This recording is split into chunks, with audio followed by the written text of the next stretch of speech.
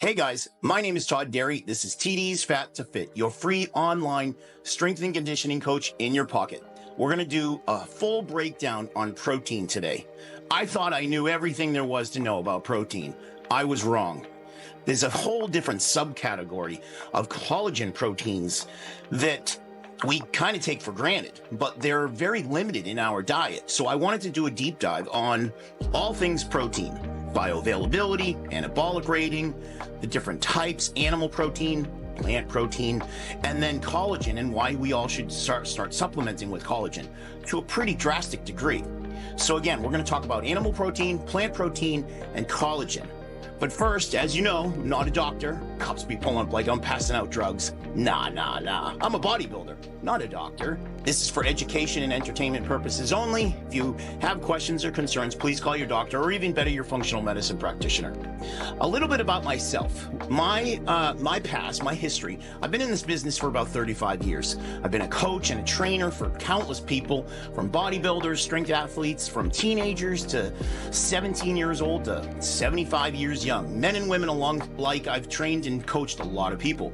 I've also been on the business end. I've been a judge in the IFBB Physique America Federation.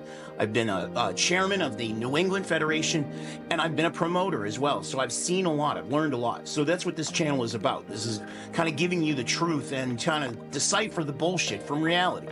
Give you my experience from what I've learned from coaching many people, and also myself. I've been competing since I was 17 and competed all the way up until the last couple of years. So I've learned a lot over 35 years of experience, and this is my way of giving back and giving you the cliff notes on what reality is in this sometimes confusing fitness world. So let's get into it. Animal protein, plant protein, and collagen. So we're going to start with the agenda. We're going to talk about protein sources, the anabolic rating and bioavailability of those. We're going to discuss animal protein versus plant protein, the frankenfoods as we've seen, collagen roles and functions, the different types of collagen that are out there and the tissues that are associated with it, collagen sources, what's the difference between normal animal protein and collagen, what our daily intake of protein should be, and then also collagen intake. We're also going to talk about supplementation before and after. There's a lot of before and after photos that are drastic changes. And then we're going to talk about final thoughts.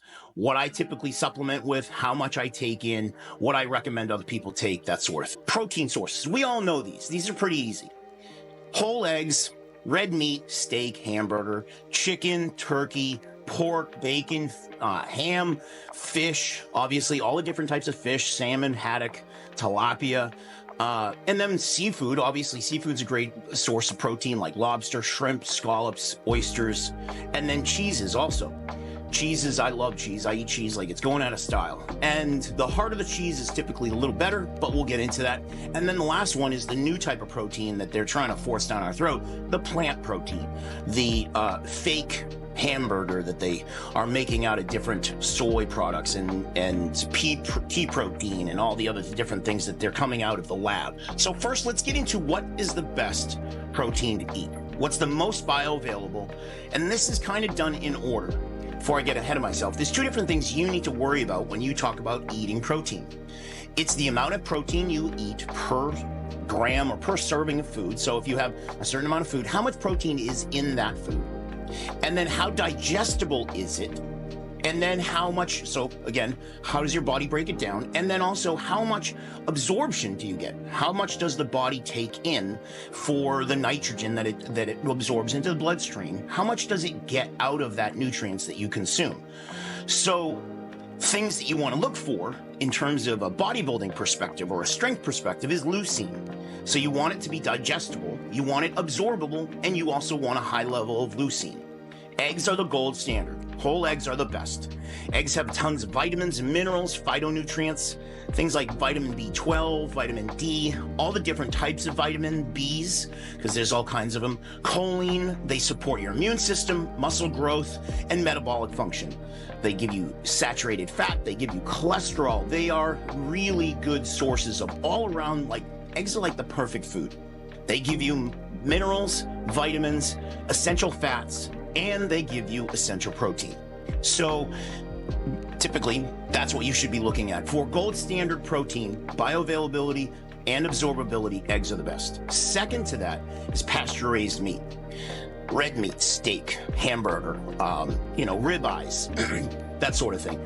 Beef is complete protein, and so aren't eggs. As I didn't say before, animal proteins are complete protein. That means they have a full, complex array of amino acids. They have every amino acid that the body needs.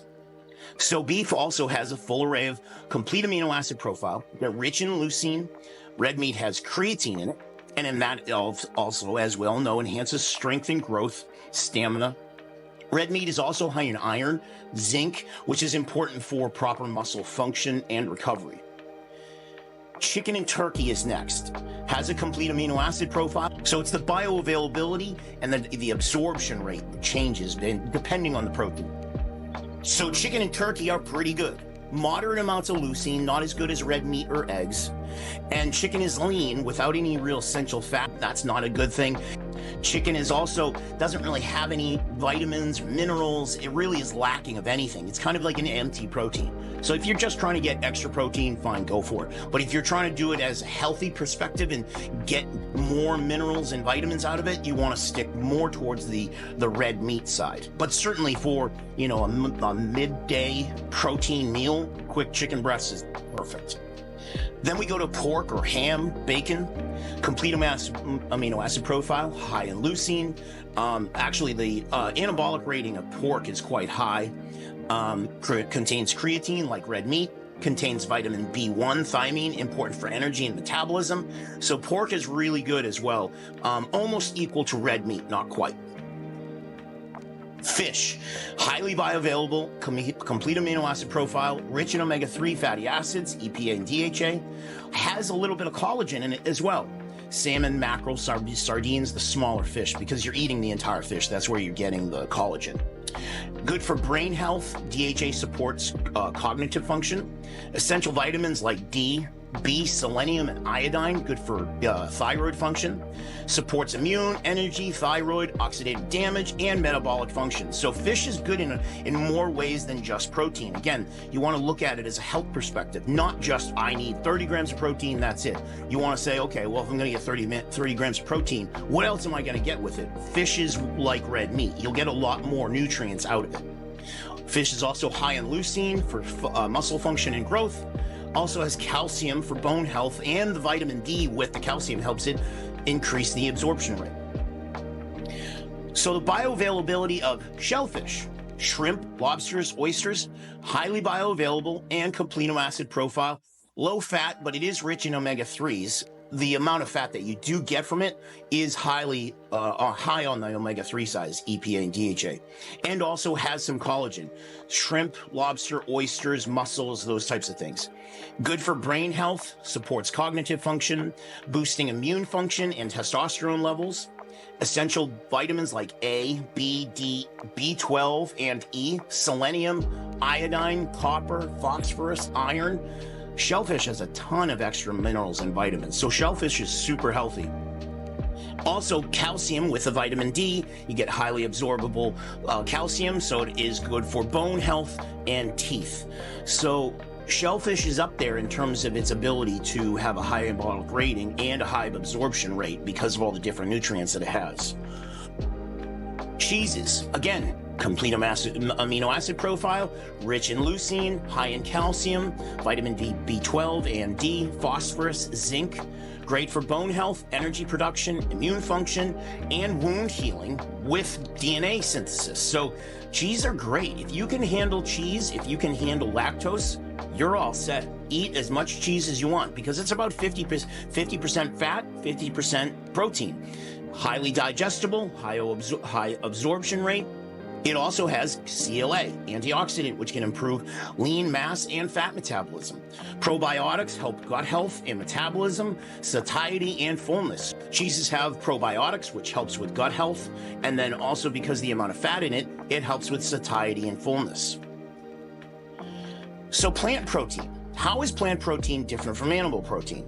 This is the new frankenfoods that they're trying to really sell to us, this soybean and pea protein, all of these new foods that they're making hamburgers out of vegetables and all this weird stuff.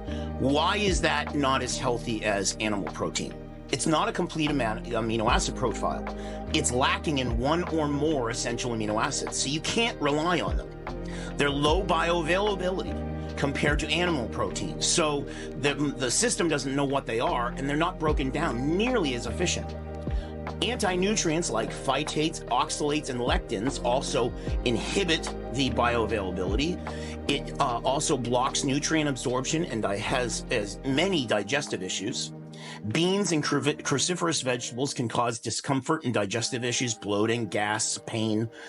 Common allergens like soy and nuts, obviously another issue. Reduced iron and zinc absorption compared to animal proteins.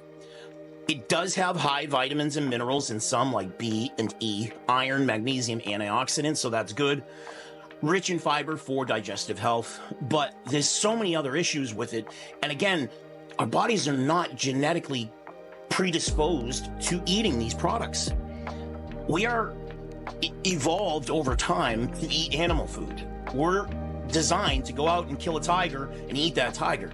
All of these new foods that are derived from a lab, we have no idea what it's doing to our gut, and that's why it's not even a complete amino acid profile, so you couldn't live on them. So that in itself is telling you, should you really be eating this? The difference between animal and plant proteins is animal protein is 95 to 100% digestible, and that translates to about 90% absorbable. Animal protein, again, has a complete amino acid profile, also rich in saturated fat and cholesterol, improved energy, improved glucose, and hormone production and regulation. Plant protein, however, is 80% digestible and translate to about 60% absorbable.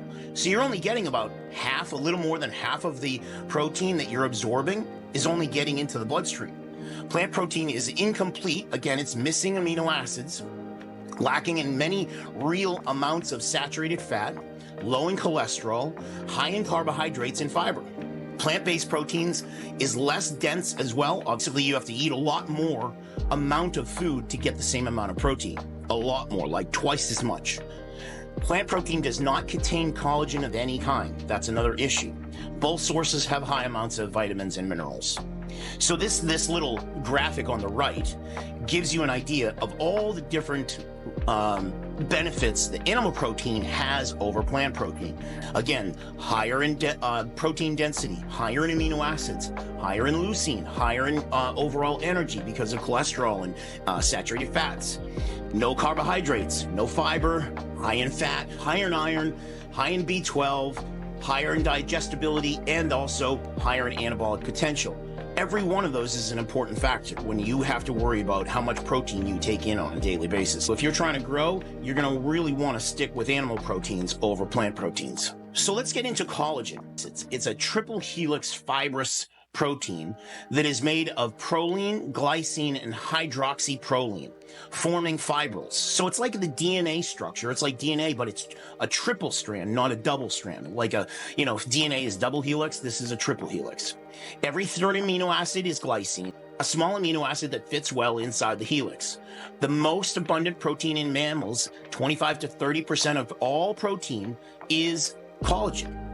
Its main structural protein in the extracellular matrix of connective tissues like cartilage, bones, tendons, ligaments, and skin, as well as in the corneas, blood vessels, the gut, intravertebral bodies, and teeth.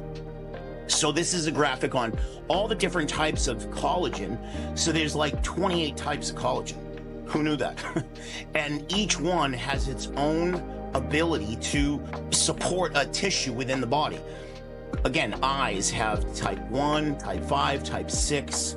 Skeletal muscle is 1, 3, and 6. I'm not going to go through this whole thing, but you get an idea as to all the different types of collagen in the body support a different tissue.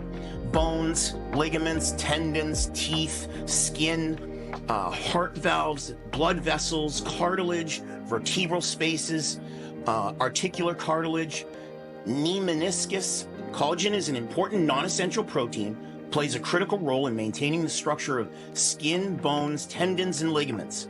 While it's true that our bodies can produce collagen, this production declines with age, leading to potential issues such as wrinkles, joint pain, weaker bones. Consuming more collagen can supplement this decline and improve collagen synthesis and delivery. Unique amino acid profile, protein typically found in skin, connective tissues, bone broth, and supplementation. This protein is high in glycine, proline, and hydroxyproline, less abundant in most common protein sources. Critical for connective tissue health. So it's really difficult to find an abundant amount of collagen in a natural diet. It just, unless you're eating fish skin or a lot of chicken skins or pork skin and different types of bone broth, unless you're deliberately eating that stuff, you're getting a very minimal amount of collagen. So our bodies have to make up the difference. And that's why you see people really starting to wrinkle, starting to get issues with ligaments and joint pain as we get older. Things that help with collagen production in the body, this little graph here says vitamin A, vitamin C, zinc, arginine or nitric oxide, whey protein, and hyaluronic acid. All of those components we can take in and help our bodies at least make more collagen. So as we've seen, the body creates less collagen as we age. So the best thing to do is to supplement with it. It's really highly bioavailable. You can get it through natural sources, but you get much more through a collagen supplement, especially hydrolyzed collagen. It's broken down into smaller peptides, making them easier for the body to absorb compared to natural compounds. So even if you did eat a ton of chicken skin, pork skin, or fish skin, you would get less collagen as if you just supplemented with it. Not to mention, it's probably gross to eat all that stuff. Collagen supplementation usually has a variety of types. There are 28 types of collagen in the body. The first 5 are the most abundant. And the first one is by far the most abundant of all collagen. Type 1 is 90% of the collagen in the body is type 1, and that supports skin, bones, teeth, tendons, ligaments, organs, and gives them strength, structure, and elasticity. Other types, type 2, is more for the elastic cartilage, the cartilage that stretches and contracts. This supports joints. So again, type 2 will support, supplementation will support joint health. Type 3 is found in muscles, arteries, and organs. Type 4 is, again, deeper layers within the skin. And then type 5 is cornea or the eyes, layers, again, deeper layers in the skin, hair, and placenta tissue. So the first 5 is what you'd want to supplement with. But if you're going to supplement with any collagen, you're going to want to make sure that it has a ton of type 1. Type 1, type 2, and type 3 are by far the most abundant. Those are the most potent collagens that you can intake and really affect your body's ability to digest, absorb, and then distribute collagen throughout the body. Because if you're giving your body the peptides it needs, it doesn't need to create them. It circulates them through the body and allows it to be building blocks, and you'll see later in the presentation as to how much it really can affect your skin and your overall look. So the difference between animal protein and collagen is basically animal protein is an essential nutrient. We must eat it. We must have a complete amino acid profile. Collagen we do create. So we take in animal protein, we get a full amino acid profile, and then our body creates the collagen. That's basically the difference. So it's essential, animal proteins, and collagen is non-essential. The body absorbs the full amino acid profile, breaks it down into peptides, and then breaks it down into further amino acid chains. The body then reconstructs it into a collagen fibril and then distributes that throughout the body. So let's talk about daily protein intake. Protein intake for an athlete trying to grow or get stronger is typically about 2 grams per pound of lean body mass or goal weight. That's most important. Goal weight, not current weight. Because if you're trying to grow, you want to get bigger. You don't want to maintain. So you want to say, okay, I want to exceed the amount my body has right now. I'm going to work out every day and try to get stronger. So consume about 30 to 50 grams of protein every few hours, 3 to 4 hours. You keep your nitrogen balance high, and you're always going to be allowing your body to grow at every second. It's not going to have a nitrogen negative. Basically, what the nitrogen balance is a surplus of protein in the bloodstream. After all reconditioning organs, after all rehabilitation of all the different mechanisms within the body that creates a protein or needs a protein to use, the body uses a lot of protein for different reasons, enzymes and metabolic functions. Any amount left over is a nitrogen positive balance. And that's whenever you hear nitrogen or you hear nitrogen positive balance, that means the body has used all the protein it needs, and then the leftover is for muscle growth. And you want that always circulating through the body. And to do that, if you want to be growing all day, you want to have a positive nitrogen balance throughout the day. And how do you do that? You eat protein all the time, about 30 to 50 grams. And you want to do that every 3 hours because the body will digest that nitrogen and that will utilize that nitrogen in about a 3 to 4 hour period.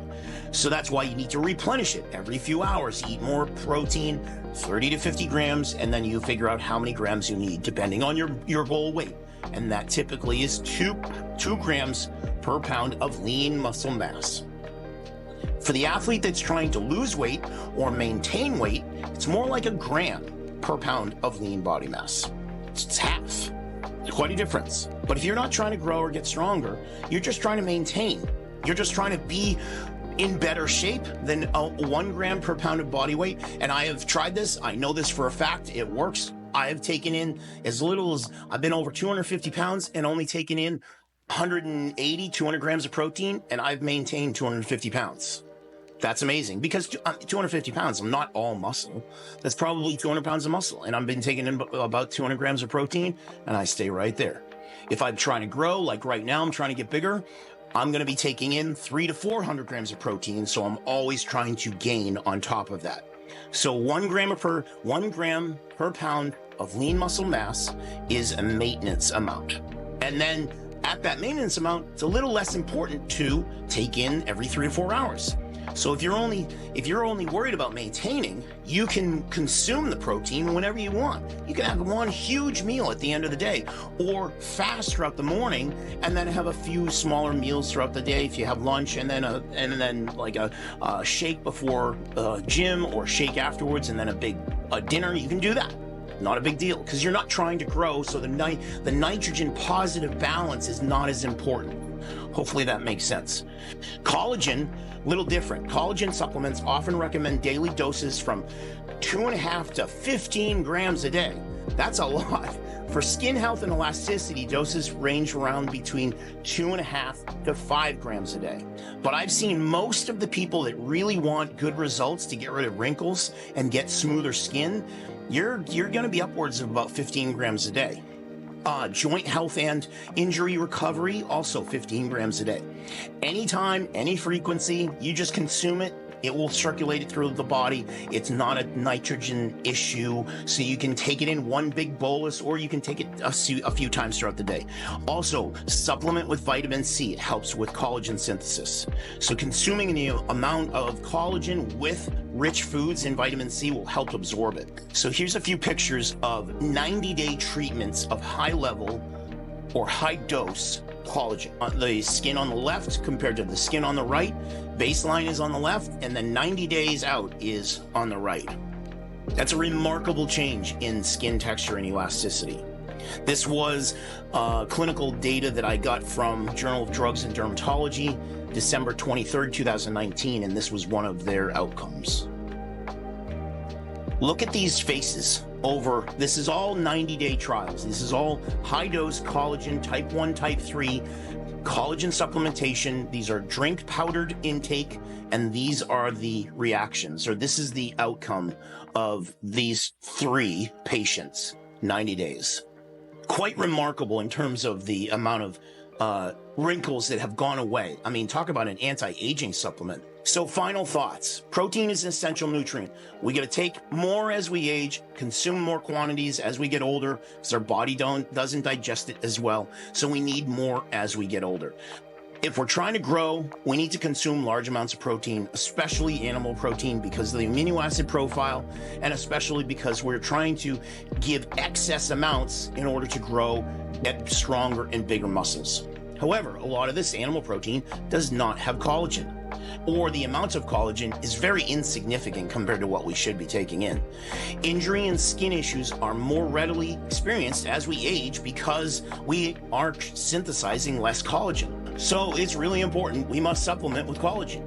Collagen supplementation is vital for dense tissue health and has been proven clinically, showing improved bone health, skin health, and overall bone density. So all of these issues can really be rectified with high-dose collagen supplementation.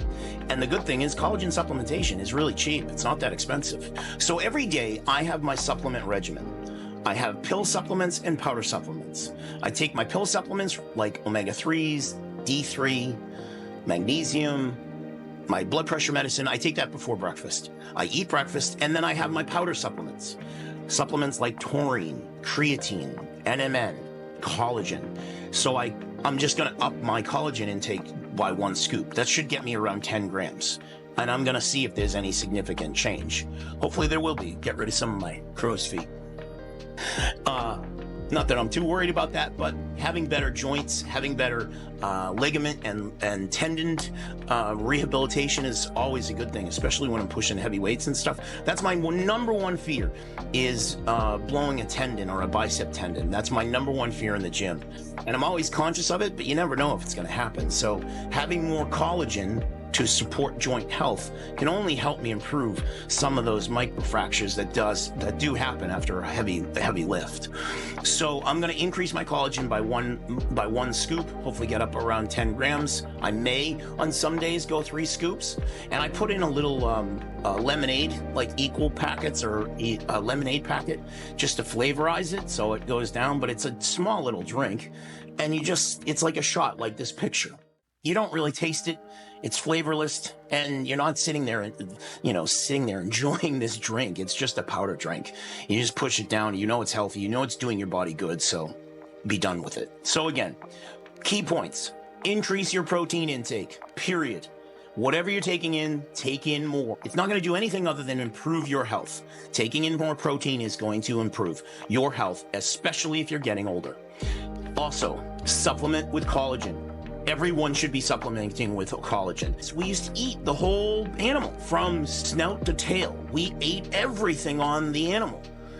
We don't do that anymore. So we need to supplement with other new ways of getting in the skins and tendons and connective tissue. Buy some collagen, supplement with it. I would say 5 to 10 grams a day, and you'll start to see some pretty good results and actually look younger, not only feel younger, but look younger. So hopefully this was worth your time. Hopefully this was beneficial and you learned a few things. Please like, subscribe, comment below. My name is Todd Dery. This is TD's Fat to Fit. Until next time, I'll talk to you soon.